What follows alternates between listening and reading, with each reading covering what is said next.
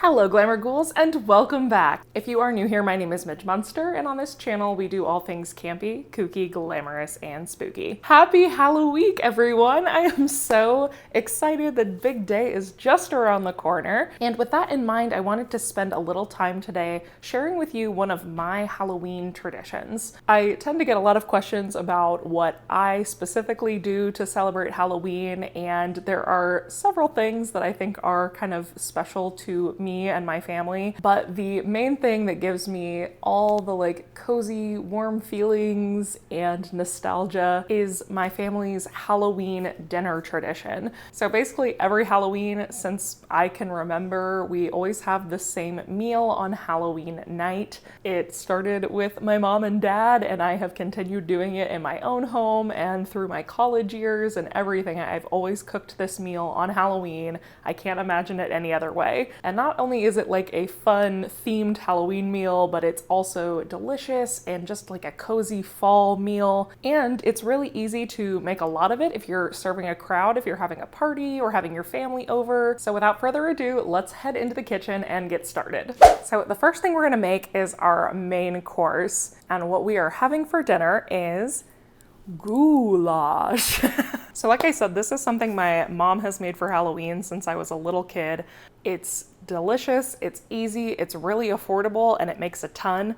And the great thing is you can make it all in one pot, so you don't have a ton of dishes to do on Halloween night. So here's what you're gonna need. A pound of ground beef, 1 onion, garlic, farfalle or bow tie pasta, beef broth, black beans, chili beans, diced tomatoes, whole kernel corn, chili seasoning, and cheese and sour cream for topping. So first things first, I'm gonna get my stove on medium-high heat, and we're just gonna brown our hamburger meat in the bottom of this pan. Make sure you use a pretty big soup or stock pot, because this does make a ton of food. I'm actually only using a pound of ground beef, but you can up this and make an absolute crud load of this if you want to. This is my first opportunity to use my spatula. I'm very excited. Also, we're gonna be making a special breadstick to go along with this meal. So while your meat is cooking, you're gonna wanna go ahead and preheat the oven to 425 degrees. Once this beef is browned, everything moves pretty quickly. So I'm gonna cook this up real quick, and while I do, let's take a quick word from today's sponsor. Today's video is sponsored by the folks over at June's Journey. So if you've never heard of June's Journey, it is a mystery hidden objects mobile game set in the 1920s. The game follows June Parker, who you play as after she returns home to take care of her niece after the mysterious murder of her sister and brother-in-law. So there are kind of two aspects to this game, but the first is that you are looking at these beautiful hidden picture frames where you are looking for objects within the frames to discover clues about their murder. The other aspect of the game is you do have this kind of home base where you can build on and add on to this world of your own. It's really, really fun, and the details are beautiful. This game is freaking addictive. I love playing this kind of game, especially if you were like an I Spy kid and you like looking for hidden objects in a beautiful constructed image. This is the game for you. It's so pretty. All the hidden picture scenes are gorgeous to look at. There's so much detail. And like I said, because the game is set in the 1920s, it has a really cool vintage flair, which I adore. I love games like this because it's different every time you come in to play. It keeps me really engaged, and it's nice to just have something fun and beautiful to look at to kind of check out for a little while. I like to play this when I'm waking up in the morning and still having my coffee. It's fun to just take a minute and kind of get immersed in this beautiful other world. Overall, the game is just really fun and free to download. So if you would like to check out June's Journey, check out the link in my description box below to download it for iOS or Android. Thank you so much to June's Journey for sponsoring today's video. Now let's head back and check on our meal. Welcome back. So once the meat is almost fully browned up, we're going to want to add in our onion and garlic. So I've just chopped up that whole onion, diced it. You can use more or less depending on personal preference. I am an onion fiend. I love onion. So I put a whole onion in there. And then I'm also gonna add a couple cloves of chopped garlic. Let that all start to meld together. It smells really good already. And then after that sweats for a couple minutes, you can go ahead and add salt and pepper.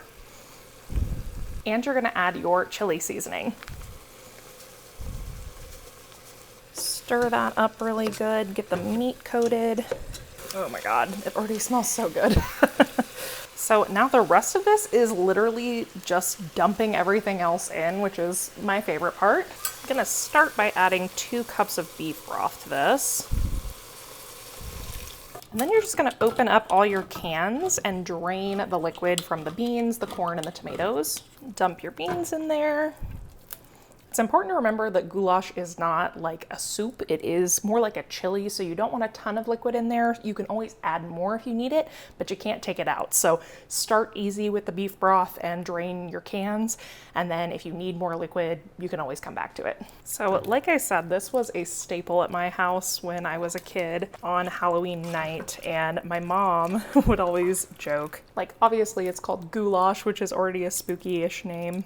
But we would do kind of a more Mexican take on this with the black beans and the corn and the chili seasoning. And so she would also call this bats and bugs because of the black beans. And then the bats would be these little bow tie pastas. So once you get everything from the cans dumped in here, you can just dump the pasta right into this liquid. And then literally all you have to do is cover this and let it simmer until the pasta's cooked. I used about half the box of pasta, but if you're doubling this, like I said, I normally make it, if I'm making it for a party, with 2 pounds of beef and a full box of bow ties. So if you decide to double the recipe, I would go with the whole box, but if you're just making this for your family, probably a half box will do ya.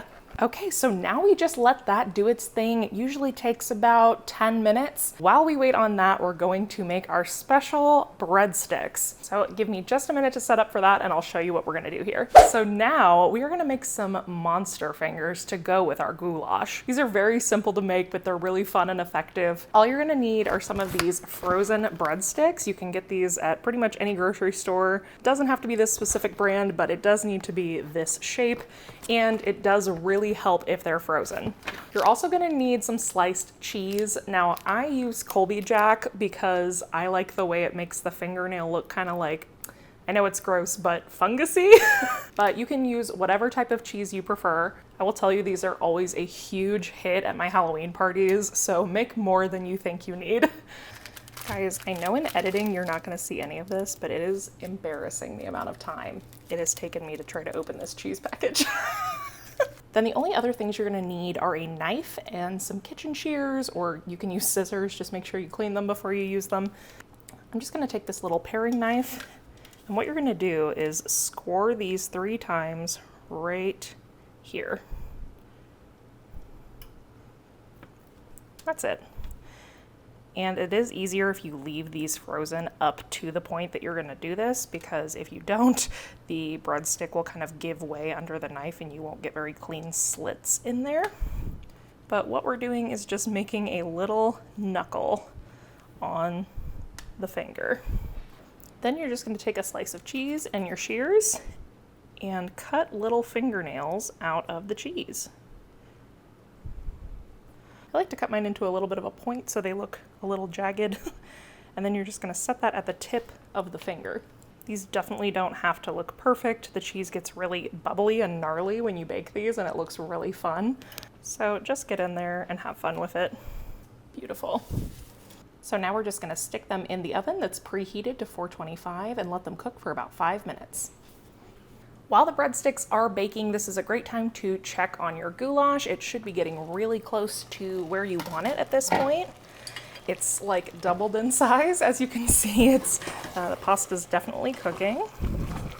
Now's a good time to test your pasta, see how it's doing, and taste test for any additional seasoning. I'm probably gonna add some more salt to this and maybe a little bit more garlic powder to keep those vampires at bay.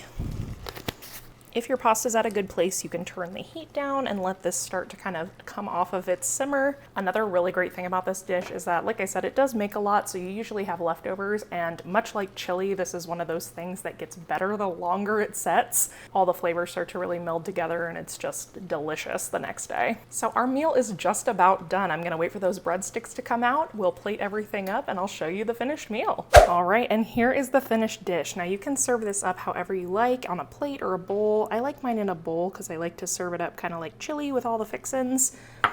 I prefer mine with some sour cream on top. And like I said, this has a little bit of a Southwest flavor, so I like to do some taco cheese. Here's what our monster finger looks like, all baked up. See how the nail gets nice and crusty and creepy? And last but certainly not least, my mom always served this up with a little glass of cherry 7-Up. This is fun because it's got a nice, like, kind of spooky, bloody look. You could also absolutely make a cocktail with this too, but this just tastes like childhood to me, and I think it's a lot of fun. All right, now all that's left to do is taste this.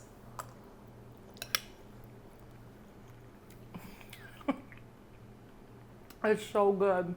Like I said, it's just warm and cozy and a little spicy, a little sweet. That sweet corn just pops through all those savory, spicy flavors. And of course we have to eat our monster finger. Well, my beautiful ghouls, that is it for today's video. Happy Halloweek. I hope that some of you will try this and start a new tradition with your family this Halloween. If you do, drop me a comment. Let me know how you like it, or let me know what is your traditional Halloween evening meal. I want to say a special thank you to my mom and dad for handing this tradition down to me and for always making Halloween so special. They are the reason that I love this holiday so much, so I cannot make this dish without saying a very heartfelt thank you to my family for always making things so freaking fun and cool. Thank you again to June's Journey for sponsoring today's video. Remember, you can download the game for free with the link in my bio. And of course, thank you all so much for watching today. If you're not already, be sure to subscribe to the channel before you leave today. We don't end the spooky fun once Halloween ends, so if you love spooky, you love campy, you love vintage, be sure to stick around and join our Glamour Ghoul gang. I hope you all are having a beautiful October and that you have lots of exciting plans leading up to Halloween this week. I will see you again before the holiday, but until then, keep it campy, kooky, glamorous, and spooky. Bye! When ghosts come out to social.